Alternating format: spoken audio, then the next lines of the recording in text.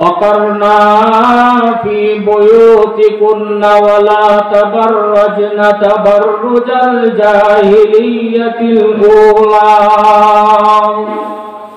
সম্মানিত মায়েরা আমার কথাগুলো খেয়াল করে শুনবেন, দুই একটা কথা বলবো আমলের নিয়তে শুনবেন। আল্লাহ রাব্বুল আলামিন বলেন ওয়াকারনা ফি বুয়ুতিকুন্না ওয়ালা তাবাররাজনা তাবাররুজাল জাহিলিয়াতিল উলা। আল্লাহ রাব্বুল আলামিন বলেন হে নারী সমাজ, হে আমার নারীরা, সম্মানিত মায়েরা, আল্লাহ তাআলা উদ্দেশ্য করে বলেন তোমাদেরকে নরম মন দিয়ে সৃষ্টি করলাম, তোমাদের মনটাকে আমি নরম করে বানাইলাম, তোমাদেরকে আমি কোনো বাড়ি কাজ করার জন্য বানাই নাই। তোমরা ক্ষেত খামারে কাজ করতে পারবে না, ওজনীয় কোনো কাজ করতে পারবে না। তোমাদেরকে আমি আল্লাহ সৃষ্টি করলাম তাবাররাজনা তাবাররুজাল জাহিলিয়াতিল উলা, ঘরের ভিতরে থাকবে পর্দা সহকারে। জাহিলিয়াতের যুগে যে সমস্ত নারীরা তারা খেতে কামারে যাইতো, রাস্তাঘাটে উলঙ্গ অবস্থায় রাস্তাঘাটে বেপরদা ভাবে চলাফেরা করত, যারা কাপড় পরা সত্ত্বেও শরীরে কাপড় আছে কিনা বোঝা যায় না, যাদের কাপড় পরা থাকা সত্ত্বেও শরীরের অঙ্গ প্রত্যঙ্গ দেখা যায়, যাদের শরীরে কাপড় থাকা সত্ত্বেও শরীরের ভাব অন্যরকম চলে আসে, যাদের শরীরে কাপড় থাকা সত্ত্বেও পর্দা বোঝা যায় না, আল্লাহ বলেন ওয়াকারনা ফি বুয়ুতিকুন্না ওয়ালা তাবাররাজনা তাবাররুজাল জাহিলিয়াতিল উলা। আল্লাহ রাব্বুল আলামিন বলেন হে নারী সকল, তোমরা ঘর থেকে যখন বাহির হবে, তোমরা পর্দা সহকারে ঘর থেকে বাহির হবে। যখন তোমরা বাইরে কোনো কাজের প্রয়োজন হয়, তোমরা ডুলা ডালা কাপড় পরে বাহির হবে, ডুলা ডালা তোমরা বুরকা পরে বাহির হবে। দূরে কোথাও সফরে যাইতে চাইলে তোমাদের সাথে যদি তোমাদের স্বামীর সাথে নিয়ে যাবে, না হয় বড় ছেলের সাথে নিয়ে যাবে, ভাই নিয়ে যাবে, না হয় বাবাকে নিয়ে যাবে। দূরে কোথাও সফরে যাইলে একা একা যাবা না, দূরে কোথাও সফরে গেলে একা একা তোমরা ঘোরাফেরার জন্য চলবা না, তোমাদের সাথে একজন নিয়ে যাবা। কিন্তু আবার বেগানা পুরুষ নেওয়া যাবে না, বেগানা পুরুষের সাথে চলাফেরাও করা যাবে না। সম্মানিত মায়েরা আমার, ঘরের ভিতরে থাকবেন তো থাকবেনই, কিন্তু কথার আওয়াজ কন্ট্রোল করতে হবে। পর্দা সহকারে আপনি চলাফেরা করলেন, পর্দার মধ্যেও আপনি রয়ে গেলেন, পর্দা মানেন, পর্দা সহকারে চলেন, কিন্তু আপনার কথা হলো উচ্চ আওয়াজ। আল্লাহ রাব্বুল আলামিন বলেন হে নারী সকল, তোমাদের কথাও হলো কণ্ঠটাও হলো তোমাদের পর্দা, তোমাদের কথাও যেন বেগানা পুরুষ না শুনে, তোমাদের কথাও যেন বেগানার পুরুষের কানে না পৌঁছে, তোমাদের কথাগুলোও যেন পর্দা সহকারে হয়। সম্মানিত ভাইরা আমার, এজন্য আল্লাহ রাব্বুল আলামিন বলেন ওয়াকারনা ফি বুয়ুতিকুন্না ওয়ালা তাবাররাজনা তাবাররুজাল জাহিলিয়াতিল উলা। আল্লাহ রাব্বুল আলামিন বলেন যে তোমরা ঘরের ভিতরে থাকবা। একটা পুরুষে বাড়ি কাজ করতে পারে, তাদেরকে শক্ত করে আমি সৃষ্টি করলাম, শক্ত করে তাদেরকে বানাইলাম। তারা বাইরে পূজনীয় কোনো কাজ করলে তাদের কোনো কষ্ট হবে না, তাদেরকে এমন ভাবে আমি সৃষ্টি করলাম। আর তোমরা ঘরের ভিতরে থাকা তোমরা স্বামীর খেদমত করবা, সন্তানের খেদমত করবা, আল্লাহর হুকুম আহকাম মানবা। সম্মানিত আমার, আল্লাহ রাব্বুল আলামিন এই কথা বলার পর আল্লাহ রাসূল সাল্লাল্লাহু আলাইহি ওয়াসাল্লাম বলেন যে হে আমার উম্মতিরা, তোমরা শুনো, তোমরা ঘরের ভিতরে থাকা চারটা আমল যদি করতে পারো, এই চার আমলে তোমরা জান্নাতে নিয়ে যাবে। সুবহানাল্লাহ। আল্লাহ রাসূল সাল্লাল্লাহু আলাইহি ওয়াসাল্লাম বলেন যে তোমরা ঘরে থাকো বাইরে থাকো, এই চারটা আমলের উপরে তোমরা ইহতিমাম হয়ে যাও। তোমরা ঘরে কাজ করো, ঘরের কাজ করার সহকারে আল্লাহর জিকির করো, আল্লাহর নাম নাও। বাইরে কাজ করো, আল্লাহর জিকির করো, আল্লাহর নাম নাও। একটা মা যদি আল্লাহর হুকুমাত মানিয়ে চলে, আল্লাহর হুকুম মানে ওই নারীটাই যথেষ্ট তার এই পরিবারকে, তার এই ঘরের ভিতরে যত আওলাদ আছে, সন্তান আছে, সকলকে আল্লাহ ওয়ালা বুজুর্গ বানানো সম্ভব হয়ে যায়। সুবহানাল্লাহ। কারণ একটা মা যদি কোনো কাজ করার মাঝে লিপ্ত হয়ে যায়, একটা মা রান্না বাড়া করে সে যদি সুবহানাল্লাহ বলে, একটা মা যদি সে একটা কাজ করতেছে আলহামদুলিল্লাহ বলে, আল্লাহু আকবার বলে, আল্লাহর রাসূল সাল্লাল্লাহু আলাইহি ওয়াসাল্লাম বলেন, ওই মা আল্লাহর হুকুম মানার জন্য, নবীর সুন্নাত মোতাবেক চলার জন্য ওই নারীটা কোনোদিন অসম্মানী হবে না। ওই নারীর গর্ভ থেকে আল্লাহ ওয়ালা বুজুর্গ সৃষ্টি করে দিবেন, আল্লাহ ওয়ালা বানাইয়া দিবেন। সম্মানিত মারা আমার কায়লবী কিতাবের মধ্যে একটা ঘটনা আনছেন। এক ব্যক্তি তিনি প্রতিদিন কিছু টাকা সঞ্চয় করে, কিছু মুদ্রা সঞ্চয় করে সে প্রতিদিন সে জুয়া খেলতো এবং তাস খেলার মধ্যে সে নিযুক্ত হয়ে যেত। কিন্তু তার ঘরে তার বিবি সাহেব যিনি আছেন তিনি আল্লাহ ওয়ালা পরহেজগার, 5 ওয়াক্ত নামাজ পড়েন এবং আল্লাহর জিকির আজকার করেন। তার একটা অভ্যাস ছিল, এই মহিলাটা যে কাজ করত প্রত্যেকটা সময় বিসমিল্লাহির রহমানির রহিম, রান্না বাড়া করার সময় যখন পাতিল হাতে নেয় তখনও মহিলা পড়ে বিসমিল্লাহির রহমানির রহিম। মহিলা যখন কোন চুলার ভিতরে আগুন ধরায় তখনও মহিলা পড়ে বিসমিল্লাহির রহমানির রহিম। মহিলা যখন নামাজে পড়বে তখনও বিসমিল্লাহ পড়ে। ওই মহিলা যখন কোন কাজের মধ্যে নিয়োজিত হয়ে যায় শুরু করার সময় বিসমিল্লাহির রহমানির রহিম বলেন। সম্মানিত মায়েরা আমার কথাগুলো বের করে শুনবেন। বিসমিল্লাহর ফজিলতটা কি?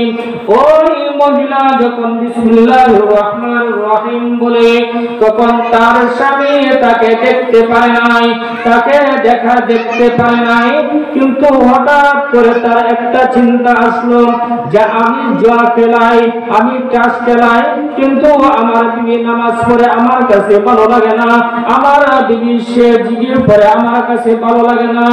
প্রতিটা কাজের শুরুতে সে বিসমিল্লাহির রহমানির রহিম বলে আমার কাছে ভালো লাগে না, আমার কাছে কেমন কেমন জানি লাগে, কিন্তু আমি এই বিসমিল্লাহর মধ্যে কি আছে আমি তাকে পরীক্ষা করব। সম্মানিত মায়েরা আমার, ওই তার স্বামী ওই তার স্ত্রীকে কিছু মুদ্রা থলের মধ্যে দিয়ে, কিছু মুদ্রা এই থলের মধ্যে দিয়ে তার স্ত্রীর হাতে ধরাইয়া দিলেন। বললেন, স্ত্রী হে, এই থলেটা নাও আর এই থলেটা তুমি রাখো, তুমি এক জায়গায় হেফাজতে রাখো। এই হেফাজতে রাখার পর আমি যেই সময় চাবো সেই সময় তুমি আমাকে দিয়ে দিবা। স্বামীর কাছ থেকে যখন এই মুদ্রার থলেটা নেয় তখন বলে বিসমিল্লাহির রহমানির রহিম। আবার যখন এই থলেটা নিয়ে ঘরের ভিতরে প্রবেশ করলো তখনও পরে বিসমিল্লাহির রহমানির রহিম। এই থলেটা যখন একটা পাতিলের মধ্যে রাখলো তখনও পরে বিসমিল্লাহির রহমানির রহিম।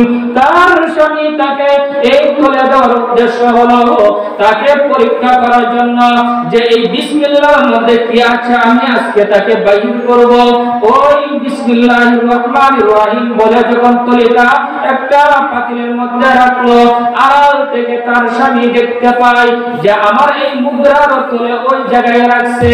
ওই জায়গায় যখন রাখলো আড়াল থেকে ওই স্বামী দেখে বিসমিল্লাহির রহমানির রহিম বলে যখন থলেটা রাখলো একটা পাতিলের মধ্যে, তখন এই মহিলা পাতিলে রাইখা চলে যায়। পিছন দিক দিয়ে তার স্বামী আয়েশা এই থলেটা পাতিল থেকে নিয়ে একটা নদীর মধ্যে, নদী নালা কূপের মধ্যে ফেলে দেয়। কিছু পরের দিন আসলো, আয়েশা বলে, স্ত্রী হে, তোমার কাছে যে আমি থলেটা দিছিলাম এই থলেটা তুমি আমাকে দাও। এই স্বামীর কথা শুনে স্ত্রী যখন ওই পাতিলের কাছে গেল, পাতিলের কাছে যাইয়া পাতিল আঙ্গাইলো, বিসমিল্লাহির রহমানির রহিম বলে যখন পাতিলের ভিতরে হাত দেয়, কিন্তু স্বামী তো জানে তোলে এখন পাতিলের ভিতরে নাই, তোলে এখন তো হলো সমুদ্রের মধ্যে, নদীর মধ্যে। তিনিও আড়ালে আড়ালে দেখে আর হাসে, আজকে বিসমিল্লাহর মধ্যে কি গুণ আছে আমি বাহির করব, বিসমিল্লাহর ভিতরে কি আছে আজকে আমি দেখব। এই কথা বলে তিনি হাসে আর দেখেন যখন মহিলা তার স্ত্রী বিসমিল্লাহির রহমানির রহিম বলে পাতিলের ভিতরে হাত দেয়া দেয়, সাথে সাথে মালিক আল্লাহ রাব্বুল আলামিন ডাক দেয়া বলে জিবরাইল, ওই স্বামী যিনি আমার বিসমিল্লাহ আমার কালাম নিয়ে ঠাট্টা করতে চায়, আমার বিসমিল্লাহ কালাম নিয়ে তিনি হাসি করতে চায়, অপমান করতে চায়, অপদস্থ করতে চায়, হে জিবরাইল ওই স্বামী যেই নদীর মধ্যে তলেটা ফেলে দিল, যেই নদীর মধ্যে তলেটা রেখে দিল, সেই নদীর তলদেশ থেকে নিয়ে তলেটা নিয়ে ওই মহিলা পাতিলের মধ্যে হাত দেওয়ার আগেই তুমি ওই পাতিলের ভিতরে ঢুকাইয়া দাও। সম্মানিত মায়েরা আমার, আল্লাহ রাব্বুল আলামিন যখন হুকুম করলেন, সাথে সাথে জিবরাইল আলাইহিস সালাম আসলেন, আসিয়া ওই নদীর থেকে তিনি তলেটা উঠিয়ে যখন পাতিলের ভিতরে হাত দেয়, তখন ওই মহিলা বলে বিসমিল্লাহির রহমানির রহিম, বিসমিল্লাহির রহমানির রহিম বলে হাত দেওয়ার সাথে সাথে জিবরাইল তার হাতে ওই মুদ্রার তলেটা ধরাইয়া দেয়। পাতিল দিক থেকে যখন ওই তলেটা দেখা যায়, পিছন দিক দিয়ে স্বামী দেখে তলেটা আমি পাড়াইয়া দিছিলাম, তলেটা আমি নদীর মাঝে নিক্ষেপ করছিলাম, কিন্তু তলেটা তো এখন দিকেই পাতিলের ভিতর থেকে এই স্ত্রী বাহির করলো। না জানি এই বিসমিল্লাহর মধ্যে কি আছে, আমি জানি না বিসমিল্লাহর মধ্যে কি গুণ আছে, কারণ এই তলেটা আমি নদীতে ফেলার পরে তিনি পাতিলের ভিতরে কি করে আসলো, যা করে গুণগুলো বিসমিল্লাহর মধ্যে আছে, বিসমিল্লাহর ভিতরে জানি কত বড় গুণ আছে। তিনি আমার স্ত্রী তো মিথ্যা বলে নাই, আমি সাথে সাথে গোসল করলাম, ওযু করলাম, স্ত্রীর কাছে যাইয়া বলেন, স্ত্রী হে আমি কতদিন গুনাহ করছি, অন্যায় করছি, অপরাধ করছি, তোমার উপরে জুলুম করছি, তুমি নামাজ পড়া আমার কেন চলে, তুমি বিসমিল্লাহ বলো আমার কেন চলে, কিন্তু আমি তোমাকে পরীক্ষা করার জন্য এই বিসমিল্লাহ পড়া বিদায় আমার কষ্ট হয়, কিন্তু পরীক্ষা করার জন্যই তোমাকে তলেটা দিছিলাম যে পাতিলের ভিতরে তুমি রাখবা, আমি নিয়ে ফেলে দিব, যখন তুমি পাতিলের ভিতরে পাবা না তখন তোমাকে অপমান অপদস্থ করব। ঠিক তুমি বিসমিল্লাহির রহমানির রহিম বলে যখন পাতিলের ভিতরে হাত দিয়া দিলা, হাত দেওয়ার সাথে সাথেই তুমি এই তলে পাওয়া গেলা। আমি আর দেরি করতে চাই না, আমি আর অপেক্ষা করতে চাই না, সাথে সাথে তুমি আমারে মুসলমান বানায়া তোমার পথে, ইসলামের পথে নিয়ে যাও।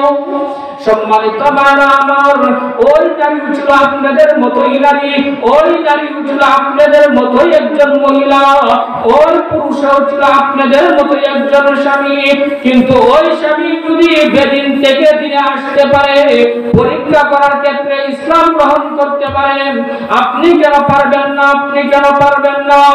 সম্মানিত মায়েরা আমার, যে চারটা সবক আপনাদেরকে দিয়ে আমি চলে যাব।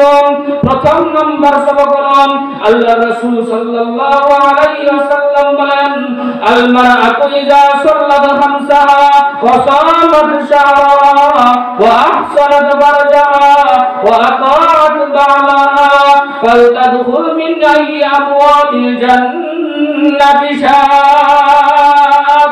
আল্লাহ রাসূল সাল্লাল্লাহু আলাইহি ওয়াসাল্লাম বলেন, যে নারী 5 ওয়াক্ত নামাজের ইহতিমাম করবে, 5 ওয়াক্ত নামাজ আদায় করবে, 5 ওয়াক্ত নামাজ সময় মতো আদায় করবে, আমি আল্লাহ কথা দিলাম ওই নারী মৃত্যুবরণ করার পরে সে সরাসরি জান্নাতের ভিতরে চলে যাবে। সম্মানিত মায়েরা আমার, আল্লাহ রাসূল সাল্লাল্লাহু আলাইহি ওয়াসাল্লাম বলেন যে আল মারআতু ইযা সাল্লাত খামসাহা, 5 ওয়াক্ত নামাজের ইহতিমাম করা, যে 5 ওয়াক্ত নামাজ যেই নারীটা সঠিক সময়ে আদায় করবে। 5 ওয়াক্ত নামাজ যে নারী ইহতিলাম করবে, এই ইহতিলাম করার পূর্বে কিছু মাসলা মাসাইল আছে। যেমন তাহারাত হাসিল করা লাগে, তাহারাতের পূর্বে জরুরত সারা লাগে। আমরা অনেক নারী আছি যে জরুরত সারার ক্ষেত্রে যখন আমরা হাম্মাম খানা বাথরুমের ভিতরে প্রবেশ করতে চাই, তখন যখন প্রস্রাবের বেগ হয়, পায়খানার বেগ হয়, তখন আমরা আর কোনো দোয়া খায়রাতের দিকে নজর থাকে না, খেয়াল থাকে না, সরাসরি বাথরুমের ভিতরে ঢুকে যায়। কিন্তু আমরা কি করতে পারি না, দোয়াটা পড়তে পারি না। আর এই বাথরুমের ভিতরে দুইটা জিনিস, একটা খবিস একটা খবিসাত, নারী পুরুষ উভয়টাই হলো খারাপ জিন। বিশেষ করে কোন নারী যদি দোয়া না করে বাথরুমের ভিতরে প্রবেশ করে, তাহলে ওই নারীকে এই খারাপ জিনে আক্রমণ করার আশঙ্কা থাকে, ধরার জন্য আশঙ্কা থাকে। এবং আকসার নারীরা বলে যে অমুক নারীকে জিনে ধরছে, অমুক মেয়েকে জিনে ধরছে, কিন্তু ওই তো দোয়া করে নাই, কোথায় করছে সে জানে না। আকসার সময় বাথরুমের ভিতরেই জিনে ধরে। এই যে দুইটা দিয়ে 24 ঘন্টায় অবস্থায় থাকে, একটা নাম খবিস, খবিসা, নারী পুরুষ দুইটা দিতে খারাপ। আপনি যখন বাথরুমের ভিতরে প্রবেশ করেন, এর পূর্বে একটা দোয়া আছে, এই দোয়াটা আপনি পড়েন। আল্লাহ রাসূল সাল্লাল্লাহু আলাইহি ওয়াসাল্লাম বলেন যে ওই নারীটা দোয়া পড়ার কারণে আল্লাহ রাব্বুল আলামিন এই খবিস খবিসাতের দুইটা জিনের চোখের মধ্যে আল্লাহ তাআলা পর্দা ফেলা দিবেন। বিদায় ওই নারী যতক্ষণ পর্যন্ত জরুরত সারবে ততক্ষণ পর্যন্ত এই খারাপ জিনে তারা দেখতে পাবে না। সুবহানাল্লাহ। আমরা যখন হাম্মাম খানায় প্রবেশ করব, বাথরুমে প্রবেশ করব, ইহার পূর্বে যে দোয়াটা আমরা পড়ব, আল্লাহুম্মা ইন্নী আউযু বিকা মিনাল খুবুসি ওয়াল খাবাইস, এই দোয়াটা পড়ে আমরা বাথরুমের ভিতরে প্রবেশ করব বাম পা দিয়া। এবার আমরা জরুরত সারব। জরুরত সারার পরে আমরা যখন বাথরুম থেকে বাইরে হব, তখন আরেকটা দোয়া আছে। এই দোয়াটা যদি আপনি পড়েন, কারণ বাথরুমের যতক্ষণ বসে রইলেন, জরুরত সারলেন, ততক্ষণের ভিতরে যদি কোনো গুনাহ হয়ে থাকে বা কোনো অপরাধ হয়ে থাকে, এবং এই একটা আপনি জরুর রাখা আল্লাহ সঠিকভাবে আপনাকে হেফাজত করছে, আদায় করার তৌফিক দিয়েছে।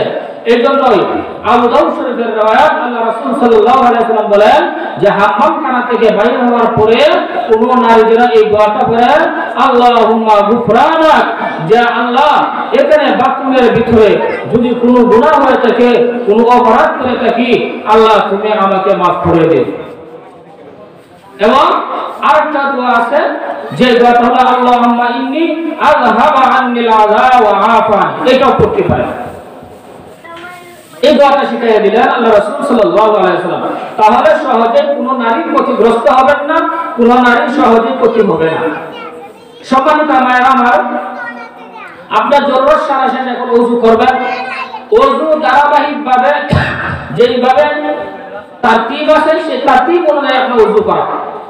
প্রথমে মিসওয়াক করে নেওয়া, এরপরে কুলি করা, নাকে পানি দেওয়া, সমস্ত মুখ ধৌত করা, এবং দুনো হাতে কোন পর্যন্ত দেওয়া, মাথা মাসে করা এবং কান মাসে করা, গর্দান মাসে করা, দুনো পায়ে টাকনো পর্যন্ত দেওয়া। এবার ধারাবাহিকভাবে তারতিব অনুযায়ী আপনি ওযু সারলেন। ওযু সারার পরে আপনি জায়নামাজে দাঁড়াবেন, কিন্তু শুধু আপনি একাই নয়, আপনার যে স্বামীটা আছে এই স্বামীটাকেও আপনি মসজিদে পাঠাইয়া আপনি বলবেন যে স্বামী, আমি নামাজ পড়তেছি বাসায়, তুমি যাও মসজিদে, তুমি যাও মসজিদে। আকসার নারী আছে, মহিলা আছে, সে নামাজ পড়ে তার স্বামীকে বলে না, তার ছেলেকে বলে না, তার মেয়েকে বলে না।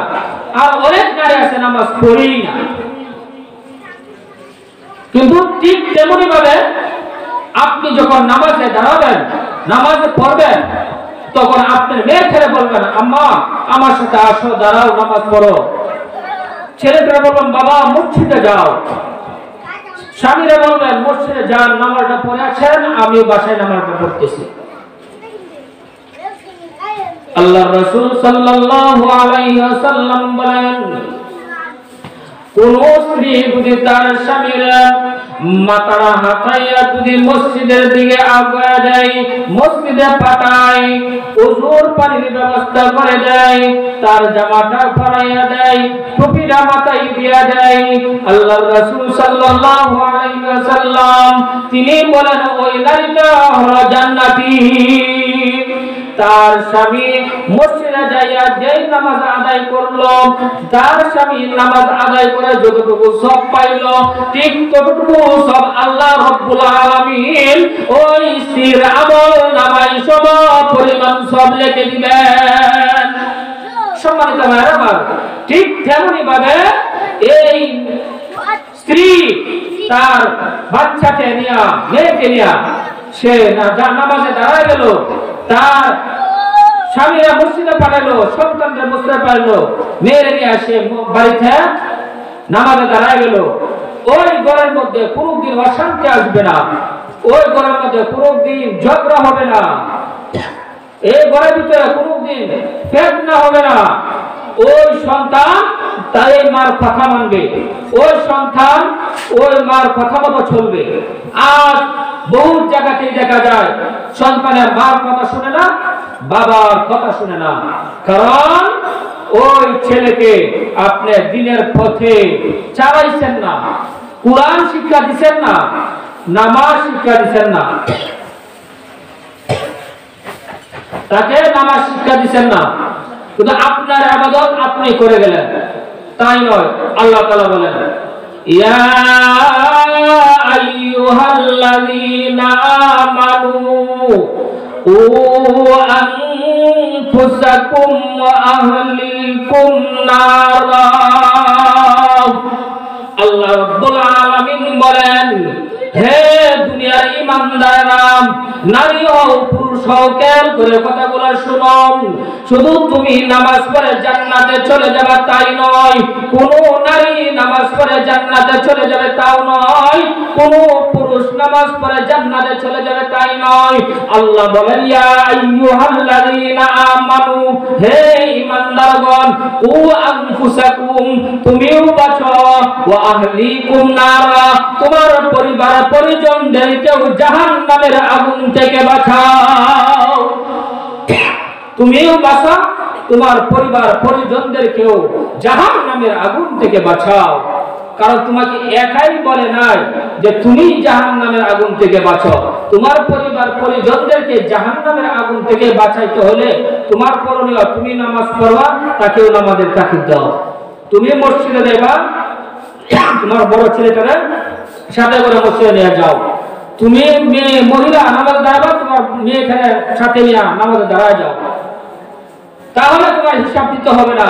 আর না হয় তুমি ইবাদত করে তুমি জান্নাতে যাবা, তুমি যা পরিবার, সন্তান, মেয়ে, ছেলে, স্বামী, তাদেরকে নামাজের জন্য বলো নাই, কিন্তু ইহার জবাব দিতে হবে। আল্লাহ রাসূল সাল্লাল্লাহু আলাইহি ওয়াসাল্লাম বলেন, আল মারআতু ইযা সাল্লাত খামসাহা, যে 5 ওয়াক্ত নামাজের ইহতিরাম করা, যে নারীটা 5 ওয়াক্ত নামাজ পড়বে সঠিক সময়ে, সঠিক ওয়াক্ত চলে আসার পরে নামাজে দাঁড়ায় যায়। নাম্বার 2, অসামাত শাহরাহা, রমজান মাসের ফরজ রোজা 1 মাস রোজা যে নারীটা রাখবে। রমজান মাসে এই যে সামনে 2 মাস 2.5 মাস পরে আবার রমজান চলে আসতেছে, যে নারী রমজান মাসের রোজা রাখবে, এই নারী যদি রমজান মাসের রোজা রাখে,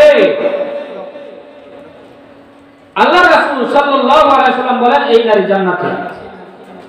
কিন্তু কোন নারী যদি রমজান মাসের রোজা রাখা অবস্থায়, অনেক মহিলা, বিশেষ করে মহিলারা যারা আছেন, আপনাদের রমজানের রোজা টাকা সত্ত্বেও রোজা রাখছেন, এমন অবস্থায় দেখা যায় একটা মাসিক অসুস্থতা আসে, হয়ে যায়। এই অসুস্থতা যদি রোজা রাখা অবস্থায় হয়ে যায়, তাহলে আপনি রোজা ভান ধরে যেভাবে রোজা রাখে সেইভাবে থাকতে পারবেন, সেইভাবে থাকতে হবে। কোনো কিছু খাওয়ার জন্য ইচ্ছা হলে, মন চাইলে আড়ালে খাইতে পারবেন, কারো রোজাদার ব্যক্তিদের সামনে না।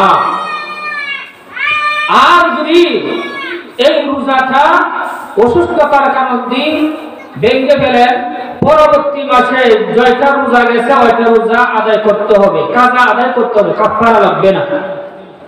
কিন্তু যদি ইচ্ছাকৃতভাবে রোজাটা ভেঙে ফেলেন, খানা খাইলেন, রোজা রাখেন না, তাহলে পরবর্তী মাসে আপনার একটা রোজার কারণে 60টি রোজা কাফারা আদায় করতে হবে। বাংলার এক রোজা শাস্তি শুরু হলো 60 রোজা।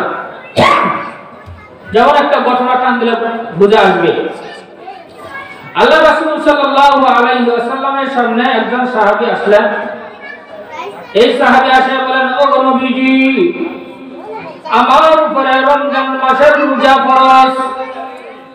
আমি রমজান মাসের রোজা রাখছি, আমার স্ত্রী রোজা রাখছে। নবীজি গো, আমি স্ত্রী উভয়জনেই রোজাদার, কিন্তু রোজা রাখা অবস্থায় আমাকে শয়তানে ওয়াসওয়াসা দিয়ে দিল, আমাকে শয়তানের কুমন্ত্রণা দিয়ে দিল, আমাকে শয়তানের ওয়াসওয়াসা দিয়েছিল। বিদায় রোজা রাখা অবস্থাতেই আমার স্ত্রীর সাথে আমি স্ত্রী সহবাস করলাম। ও নবীজি, আমার রোজাটা তো এখন নষ্ট হয়ে গেছে গো নবীজি, আমার রোজাটা তো এখন নষ্ট হয়ে গেল, আমার এখন করণীয় কি? তখন নবীজি বললেন, ও গো সাহাবী, চিন্তার কোনো কারণ নাই, চিন্তার কোনো টেনশন নাই। হে সাহাবী, একটা রোজা তুমি শয়তানের দুকায় ধরে ভেঙে ফেলেছ, একটা রোজা তুমি শয়তানের ওয়াসওয়াসার মধ্যে ভেঙে ফেলেছ। তুমি চিন্তা করিও না, চিন্তার কোনো কারণ নাই। একটা রোজা বন্ধ করার কারণে পরবর্তী মাসে তুমি 60টি রোজা আদায় করে দিও। সাহাবী বলেন, ও নবীজি, আমার শরীরে এমন শক্তি নাই যে আমি 60টি রোজা আদায় করব। আমি তো একটা রোজা রাখতে আমার শরীর ক্লান্ত হয়ে আসে, আমার শরীর ক্লান্ত হয়ে বাবা আসে, বিকাল গড়ায় আসলে দাঁড়াইতে পারি নাই, বিকাল গড়ায় আসলে কথা বলতে পারি নাই।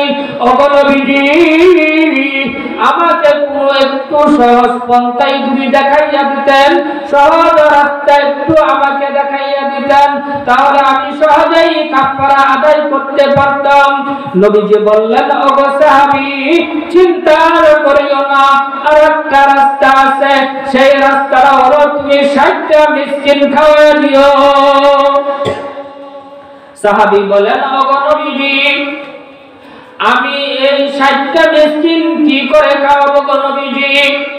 আমি 60টা মিসকিন খাওয়াইতে পারবো না, কারণ আমি সকালবেলা 2টা রুটি খাইলে দুপুরেও কপালে রুটি মিলে না, বিকালেও রুটি মিলে না। ও নবীজি, আমাকে একটু সহজ করে দেন। আমার স্ত্রীর মুখেও খাবার দিতে পারি নাই, আমার সন্তানের মুখেও খাবার দিতে পারি নাই, খাদ্যরা ছাড়া অন্য একটু ব্যবস্থা করে দেন।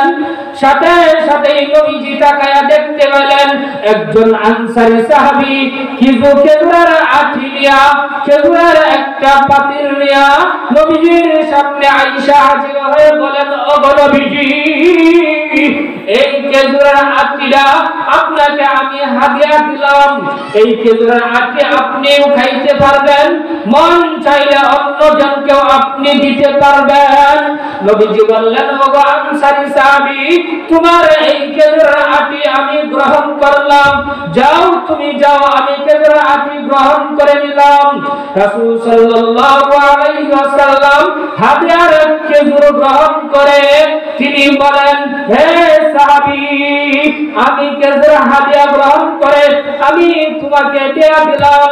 এই খেজুর মদিনার মধ্যে যত গরিব লোক আছে, যত মিসকিন লোক আছে, যত অসহায় লোক আছে, তাদেরকে তুমি দিয়া দাও, তোমার কাফারা আদায় হয়ে যাবে। সাহাবী খেজুরের হাদিয়া গ্রহণ করে কিছুক্ষণ বসে রইলেন। বসে থাকার পরে তিনি মক্কার মধ্যে, মদিনার মধ্যে যত জায়গায় আছে ঘোরাফিরে বলে নবীজির কাছে, ও নবীজি, আমি প্রত্যেকটা মক্কার অলিগলি ঘুরলাম, প্রত্যেকটা মদিনার অলিগুলি ঘুরলাম, প্রত্যেকটা জায়গার মধ্যে ঘুরে ঘুরে আমি দেখলাম আমার চাইতে গরিব আর কেউ নাই। সাহাবী বলেন, ওগো নবীজি, আপনি যদি মনে কিছু না করেন, আপনি যদি মনে কিছু না নেন, এই খেজুর হাতে আপনি আমাকে দেন, আমি এই খেজুর গুলা খাই, আমার সন্তানের মুখেও যেন তুলে দিতে পারি, আমি যেন আমার স্ত্রীর মুখে এই খেজুর গুলা তুলে দিতে পারি, আমার সন্তানের মুখেও যেন খেজুর গুলা তুলে দিতে পারি, আপনি আমাকে দিয়ে দেন। নবীজি বলেন, ওগো সাহাবী, যাও যাও, তোমাকে এই খেজুর গুলা হাদিয়া দিলাম, তুমি খাও, তোমার বিবি বাচ্চাদেরকে নিয়ে খাওয়াও। সম্মানিত ভাইরা আমার, এই হলো একটা রোজা ইচ্ছাকৃত যদি আপনি ভেঙে ফেলেন, এইভাবে আপনার কাফারা দিতে হবে। হয়তো 60 জন মিসকিন খাওয়াতে হবে, না হয় 60টি রোজা রাখতে হবে। আপনার রমজান মাসের রোজা আপনি রাখতে হবে, ভাঙতে পারবেন না, সুযোগ নাই। কিন্তু অসুস্থতা হলে, যে মহিলাদের একটা মাসিক অসুস্থতা আছে, এগুলো আসে, ভেঙে ফেলবেন, পরবর্তী মাসে আপনি কাজা আদায় করে নেবেন। 3 নম্বর হলো ওয়া আহসানাত ফারজাহা, মাথার তালু থেকে নিয়ে পায়ের তালু পর্যন্ত পর্দা করা, পর্দা সহকারে চলা। 4 নম্বর হলো ওয়া আহসানাত ফারজাহা ওয়া আতাআত বালাহা, 4 নম্বর হলো আপনার স্বামীর খেদমত করা, স্বামীর কথা মতো চলা, স্বামীর কথার মধ্যে যেই কথা বলবে, কিন্তু স্বামী যদি কোনো নামাজ নিষেধাজ্ঞা করে এবং বিদায় নিষেধাজ্ঞা মানে ইসলাম পরবর্তী ছাড়া, মানে ইসলাম যদি বিরোধিতা ছাড়া কোনো কথা বলে, সব কথা মানবেন, কিন্তু ইসলামের বিপক্ষে চলে গেলে এটা মানা যাবে না। সম্মানিত ভাইরা আমার, স্বামীর এতায়াত করা, স্বামীর খেদমত করা, স্বামীর কথা মতো চলা, এই স্বামীর এতায়াত, স্বামীর কথা মতো চলে। আকসার বাড়িতে দেখা যায়, গাঁওগঞ্জে দেখা যায় স্বামী স্ত্রীর ঝগড়া, কারণ খুঁজে নিয়ে দেখা যায় ঘরের ভিতরে কোরআন নাই, ঘরের ভিতরে নামাজ নাই, ঘরের ভিতরে রোজা নাই, বিদায় স্বামী স্ত্রীর ঝগড়া, মায়া মহব্বত, মিল মহব্বত নেই। সম্মানিত মায়ের আমার, এই 4টা আমল করবেন। 1 নম্বর হলো আহসানাত ফারজাহা, 1 নম্বর হলো আল মারাতু ইযা সাল্লাত খামসাহা, 5 ওয়াক্ত নামাজ আদায় করা, ওয়া সামান শাহরা, 2 নম্বর রমজান মাসের রোজা রাখা, 3 নম্বর ওয়া আহসানাত ফারজাহা, মাথার তালু থেকে নিয়ে পায়ের তালু পর্যন্ত পর্দা সহকারে চলাফেরা করা, 4 নম্বর হলো ওয়া আতাআত বালাহা, 4 নম্বর হলো স্বামীর এতায়াত এবং খেদমত করা। এই 4টা আমল যদি আপনি করতে পারেন মায়েরা আমার, পুরস্কারটা কি হবে, আমার আল্লাহ আপনাকে কি দান করবেন। 4টা আমল কঠিন না, 4টা আমল কোনো কঠোরতাও জিনিস না, 4টা আমল মানাই হলো ইসলাম, 4টা আমল মানাই হলো মুসলিম, 4টা আমল মানার উপরে হলো ঈমান, 4টা আমল উপরে যদি আপনি আমল করতে পারেন, এই 4 আমল আমরা মুসলমানের উপরে দায়িত্ব। 4টি আমল যদি আপনি করতে পারেন, 5 ওয়াক্ত নামাজ